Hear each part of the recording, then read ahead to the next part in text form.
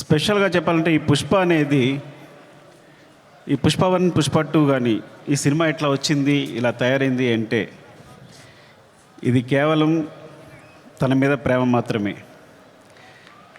మా ఇద్దరు బాండింగ్ అనేది ఎక్స్చేంజ్ ఆఫ్ ఎనర్జీ. తనతో మాట్లాడుతున్నప్పుడు, తన సీన్ చెప్తున్నప్పుడు నాకు ఇచ్చే ఎనర్జీ. ఎప్పుడైనా ఒక సీను రావాల్సిన పోరాటం చేస్తాడు. మీరందరూ ఒక ఫైట్ కోసమో లేదా సీక్వెన్స్ కోసమో కాదు, ఒక ఎక్స్ప్రెషన్ కోసం ఫైట్ చేస్తాడు తను. ఒక చిన్న ఎక్స్ప్రెషన్, ఒక ఐబాల్ లేపాలనో, ఒక లిప్ మూవ్ చేయాలనో, లేకపోతే వాయిస్లో ఏదో ఒక షివర్ రావాలనో, అంటే ఒక స్టార్ పర్ఫామ్ చేయడానికి పడే తపన అనేది ఒక డైరెక్టర్కి మామూలు ఎనర్జీ రాదు. డార్లింగ్, నువ్వు నమ్మకపో, కేవలం నేను ఈ సినిమా చేయడం నీ గురించి తప్ప ఇంకేం లేదు, నీ మీద ప్రేమ తప్ప ఇంకేం లేదు. ఈ కథ క్రియేట్ అవ్వడం వచ్చు, మాట్లాడడం వచ్చు. ఫ్రాంక్గా చెప్పాలంటే నీతో సినిమా చేస్తున్నప్పుడు నా దగ్గర కథ లేదు. నీకు వచ్చినప్పుడు ఊరికే జస్ట్ ఒక సీన్ 2 సీన్లు చెప్పాను, ఇట్లా ఉండొచ్చు క్యారెక్టర్ అంతే. కానీ నా దగ్గర కథ లేదు ఆ టైంకి.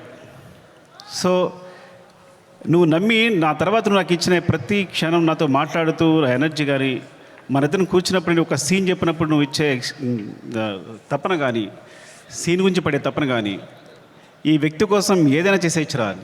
బికాజ్ సినిమానే మా ప్రపంచం.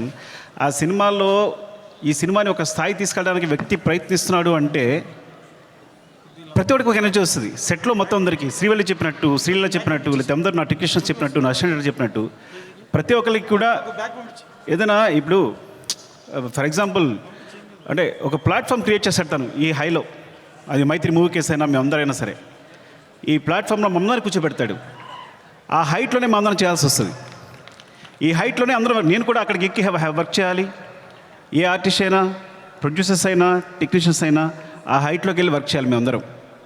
సో తను ఒక ప్లాట్ఫామ్ అంత హైలో క్రియేట్ చేస్తాడు కాబట్టి మీరు చూసారు కదా, టీజర్లో ఉంటుంది, తను ఎక్కడో నిలబడతాడు చూసారా, అక్కడ మనందరినీ తీసుకెళ్తాడు.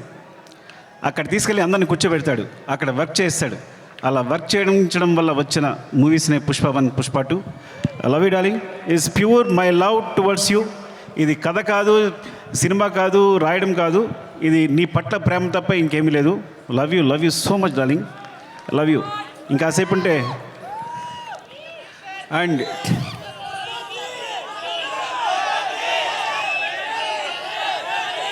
Love you.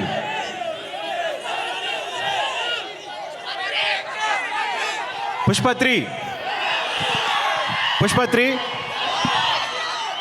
నేను మీ హీరోని ఆఫ్కోర్స్ ఒక సంవత్సరం షూట్ ఆల్మోస్ట్ 2 years కష్టపెట్టాను.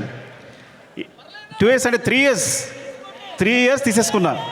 ఒక వ్యక్తి లైఫ్లో 3 సంవత్సరాలు తీస్తానంటే మీరు మీ హీరోని అడగండి, నేను నా ఫ్రెండ్ అడుగుతా తర్వాత నా కోసం మళ్ళీ ఇంకో 3 years ఇవ్వగలిగే అవకాశం ఉందా అని.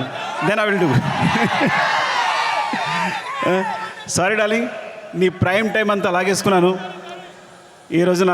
అండ్ సో అంటే ఇంకా తప్పదు, నేను అందరి గురించి మాట్లాడలేకపోతున్నాను ఇప్పుడు.